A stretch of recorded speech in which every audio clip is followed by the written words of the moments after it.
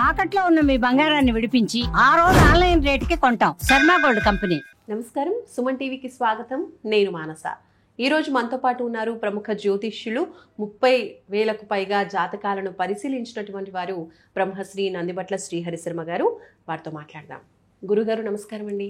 వాగర్థావివ సంపృక్తౌ వాగర్థ ప్రతిపత్తయే జగతః పితరౌ వందే పార్వతీ పరమేశ్వరౌ. ఆదిత్యాయ చ సోమాయ మంగళాయ బుధాయ చ గురు శుక్ర శనిభ్యశ్చ రాహవే కేతవే నమః. శృంగేరి జగద్గురు పీఠాధిపతులకి, కంచి పీఠాధిపతులకి నమస్కారములు తెలియచేసుకుంటూ కార్యక్రమాన్ని ప్రారంభిద్దాం. గురుగారు, ఆశ్వయుజ మాసంలో మనకి ఏకాదశి, అందులో శుక్రవారం రోజు వచ్చింది. ఇప్పుడు ప్రతి ఏకాదశికి కూడా చాలామంది నక్తం అంటూ ఉపవాసం ఉంటూ ఉంటారు. రాత్రి వరకు కూడా అసలు ఉపవాస దీక్ష చేస్తూ ఉంటారు. మరి ఈ మాసంలో వచ్చినటువంటి ఏకాదశికి ఉన్నటువంటి విశిష్టత గురించి, ఆ రోజు ప్రత్యేకంగా పాటించవలసిన విధి విధానాల గురించి తెలియచేయండి. ఈ ఆశ్వీజ మాసంలో అమావాస్య కంటే ముందు వచ్చేటువంటి ఏకాదశిని రమా ఏకాదశి అని అంటారు. అంటే ప్రతి నెల ఏకాదశులు 2 వస్తాయి, సంవత్సరానికి 24. అధిక మాసం వచ్చిందంటే ఇంకో 2 ఏకాదశులు పెరుగుతాయి. అయితే ప్రతి ఏకాదశికి ఒక పవిత్రత, ఒక పుణ్యప్రదము అనేటువంటిది ఉందమ్మా. ప్రతి దానికి కూడా ఒక కారణం ఉంటుంది. ఈ రమా ఏకాదశి రోజున ఎవరైతే వ్రతాన్ని ఆచరిస్తారో వాళ్ళకి స్వర్గప్రాప్తి కలుగుతుంది. అంటే దీని అర్థం ఏంటి? భవబంధాల నుంచి విముక్తి కలుగుతుంది. అంటే ఇంకా మనం లోతుగా ఆలోచన చేయగలిగితే ఈ యొక్క వ్రతాన్ని ఆచరించడం వల్ల ఏ సమస్యతోనైతే బాధపడుతున్నారో ఆ సమస్యకి మోక్షం కలుగుతుంది. ఇక్కడ స్వర్గప్రాప్తి అంటే ఏంటి? మోక్షమే కదా. మోక్షం అంటే చివరి స్టేజ్లో పొందేటువంటి మోక్షం అని అదొక అర్థం అయితే, మనం పడుతున్నటువంటి సమస్యలకి మోక్షం కలగడం, అది కూడా అర్థం చేసుకోవచ్చు. పైగా ఈ ఏకాదశి అనేటువంటి వ్రతాన్ని ఎంతోమంది ఆచరించినటువంటి వాళ్ళు, భీష్ముడు బ్రతికున్నంత వరకు ఆచరించాడు. కాబట్టే అతనికి స్వర్గప్రాప్తి కలిగింది.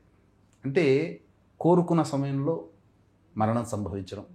ఈ ఏకాదశి వ్రతాన్ని ఆచరించినటువంటి భాగవతోత్తములు ప్రహ్లాదుడు, బలిచక్రవర్తి, వీళ్ళందరూ కూడా పరమ భాగవతోత్తములు అయ్యారు. భవిష్యత్తులో ఇంద్రపదవి ఇప్పుడున్నటువంటి ఇంద్రుడికి తర్వాత వచ్చేది బలిచక్రవర్తికి. పైగా మీకు బలిచక్రవర్తి ఈ యొక్క వ్రతాన్ని, ఏకాదశి వ్రతాన్ని ఆచరించినటువంటి కారణం చేత, విష్ణువు చేత ఈ ప్రపంచానికి అంతటికి కూడాను పరిపాలించగలిగేటువంటి శక్తిని పొందగలిగాడు. ఎప్పుడు అవుతుంది అని అంటే ఈ దీపావళి సందర్భంగా వచ్చేటువంటి ధనత్రయోదశి నుంచి మొదలవుతుంది. బలిపాడ్యమి అని అంటారు. బలిపాడ్యమి అని అంటే ఆ ఒక్కరోజు, దీపావళి వెళ్ళిన రోజు వచ్చి ఈ ప్రపంచానికి అందరికీ కూడాను ఆయన రాజుగా ఉంటాడు. బలిపాడ్యమి అని అంటారు. సో ఇంతటి విశిష్టత కలిగినటువంటి ఏకాదశి రోజున ఆ వ్రతాన్ని ఆచరించడం వల్ల ఎంతో గొప్పదైనటువంటి పుణ్యాన్ని మనం సంపాదించుకుంటాం. ఇక్కడ రమా ఏకాదశి అని అన్నారు. రమ అంటే ఎవరమ్మా? లక్ష్మీదేవి, సాక్షాత్తు లక్ష్మీదేవి. ఆ లక్ష్మీదేవికి సంకేతంగా ఉండబడేటువంటి వారం కూడా శుక్రవారం.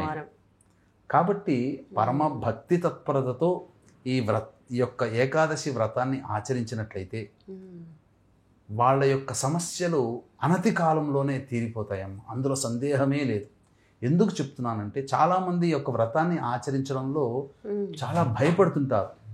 ఎందుకనంటే దీనికి ఏ వ్రతానికైనా కానీ నియమాల్లోకెల్లా ఈ యొక్క ఏకాదశి సంబంధించిన వ్రతాలకి కఠినమైనటువంటి నియమాలు ఉన్నాయి, అనాదిగా వస్తున్నటువంటి ఆచార ప్రకారం. కాబట్టి మనం చేయగలుగుతామో చేయలేమో అనే భయముతోనే ఎక్కువ మంది ఏకాదశిని ఆచరించరు. ఈ ఏకాదశి రోజున ప్రధానంగా చెప్పబడినటువంటిది ఏంటనంటే ఉడికించినటువంటి పదార్థాలని భుజించకూడదు. ముఖ్యంగా బియ్యము, ఇటువంటి వాటిని భుజించకూడదు. మనకు ఈ యొక్క విధానాన్ని పెట్టినప్పుడు పండుగల రూపంలో, వ్రతాల రూపంలో, నియమాలు, నోముల రూపంలో కొన్ని మనల్ని చేత ఆచరించడం వల్ల మనకు తెలియకుండానే ఎక్కువ కాలం ఆరోగ్యంగా జీవించగలిగే స్థాయికి మనం వెళ్ళగలిగాం. అంటే ఈ యొక్క నియమాల్ని పెట్టినటువంటి మహర్షులు ఒకప్పుడు ఇలాగే మనం ఎందుకు పెట్టారని చెబితే వినరేమో అని ఈ యొక్క వ్రతాల్లో మనకు ఏర్పాటు చేసి ఉంటారు కాబోలు. ఎందుకనంటే జపాన్ వాళ్ళు ఈ ఏకాదశి అనేటువంటి తిథి మీద వాళ్ళు రీసెర్చ్ చేశారు. అంటే వాళ్ళందరూ కూడా సాధారణంగా చెప్పేటువంటిది ఏంటంటే నెలలో ఒకరోజు ఉపవాసం ఉండండి అయ్యా అని, శరీరం డీటాక్సిఫై అవుతుంది, తనంతట తానికే రిపేర్ చేసుకుంటుంది అని. కానీ మన మహర్షుల యొక్క జ్ఞానం ఎంత గొప్పదనంటే ఎప్పుడో చెప్పేశారు వాళ్ళు. ఎప్పుడో చెప్పడం కాదు, అక్కడ నెలలో ఏ రోజుల్లో ఉపవాసం ఉండగలిగితే శరీరము అనుకూలంగా తన యొక్క నిర్మాణ క్రియని చేపట్టుకుంటుందని చూసుకొని ఏకాదశి తిథినే ఎంచారు.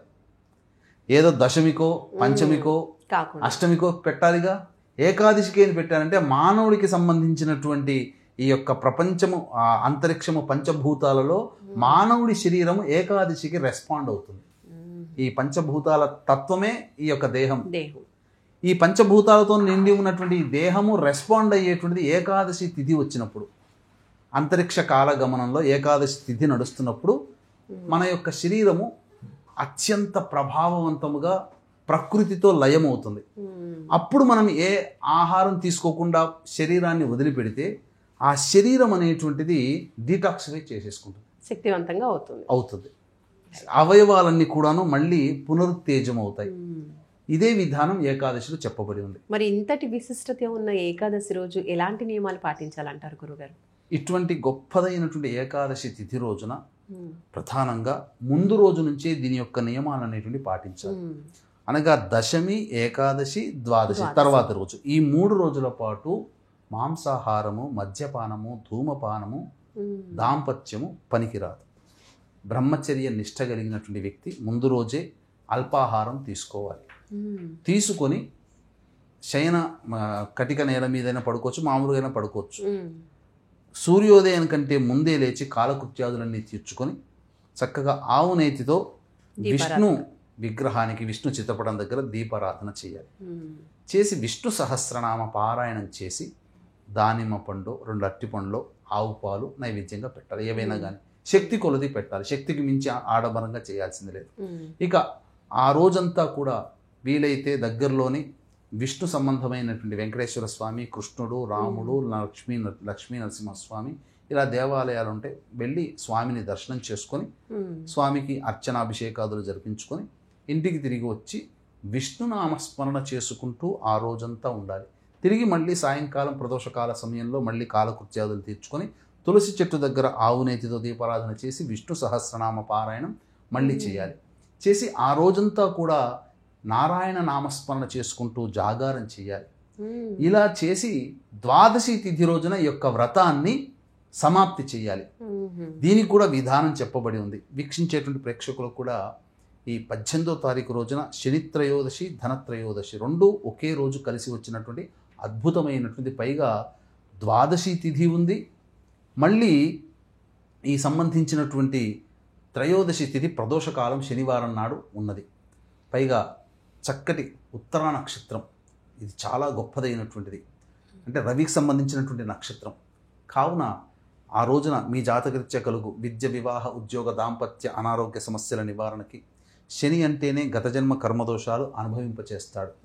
ఏలినాటి శని, అష్టమ శని, అర్ధాష్టమ శని, కంటక శని, యోగ శని, దాంపత్య శని నడుస్తున్నటువంటి మేష, మిథున, కర్కాటక, సింహ, కన్య, వృశ్చిక, ధనుసు, కుంభ, మీన రాశుల్లో జన్మించినటువంటి వారికి శనిదోష నివారణార్థమై శనిదోష నివారణ హోమాలు, అఘోర పాశుపత మంత్ర హోమాలు, అలాగే ధనత్రయోదశి లక్ష్మీ అనుగ్రహం కాబట్టి లక్ష్మీ కుబేర అనుగ్రహము కోసం లక్ష్మీ కుబేర హోమము మరియు కర్మదోష నివారణ హోమాలు అనేటువంటి జరిపించి శక్తిపాతం చేసినటువంటి కరుంగలి మాల ఇవ్వడం జరుగుతుంది. సాయంత్రం 6 గంటలకి ప్రారంభమవుతుంది.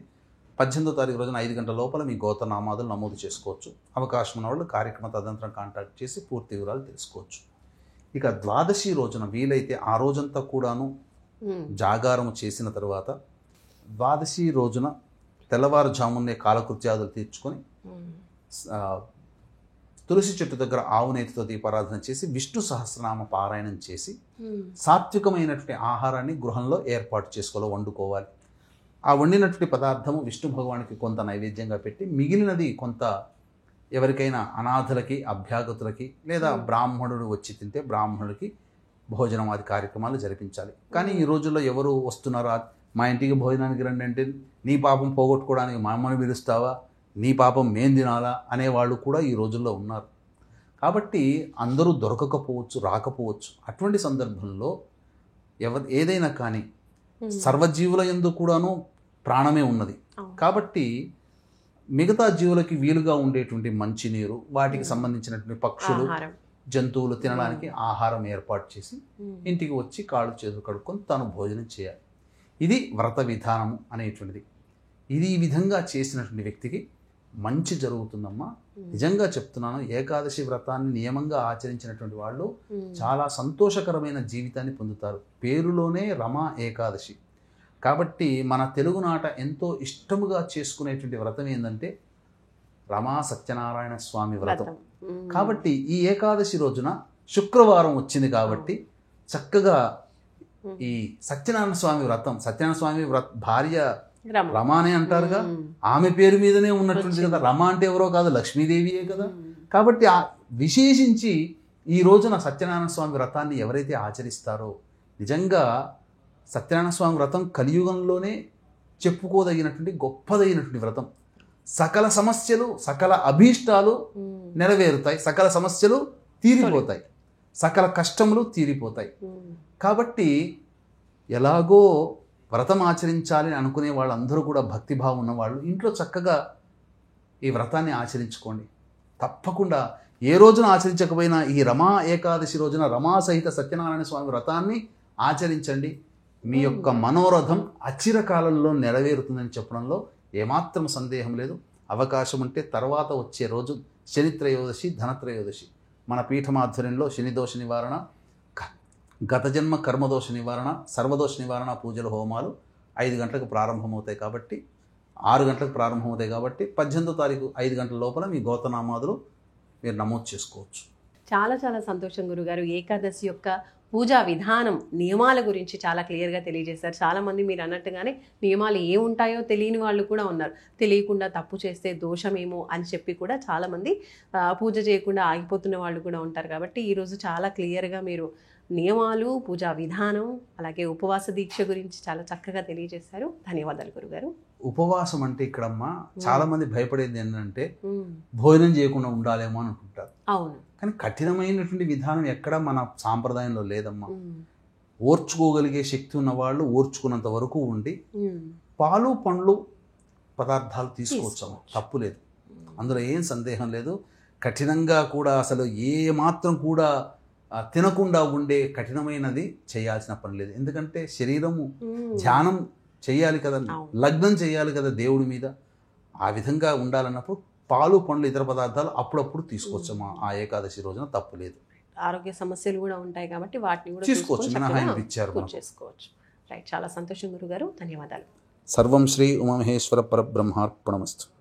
చూసారు కదండి, ఆశ్వేజ మాసంలో వచ్చినటువంటి ఏకాదశి శుక్రవారం రోజు వచ్చింది. అలాగే రమా ఏకాదశి అని కూడా అంటున్నారు. కాబట్టి ఈరోజు చక్కగా గురుగారు చెప్పిన విధంగా పూజా విధానం, అలాగే నియమాలు పాటించి ఏకాదశి పూజా విధానం అనేది పాటించండి. తప్పకుండా సమస్యలు తొలగిపోతాయి అని గురుగారు తెలియజేస్తున్నారు. కాబట్టి తప్పకుండా ఈ నెలలో వచ్చినటువంటి రమా ఏకాదశి రోజు ఈ విధానాన్ని పాటించండి. చూస్తూనే ఉండండి సుమన్ టీవీ. నమస్కారం.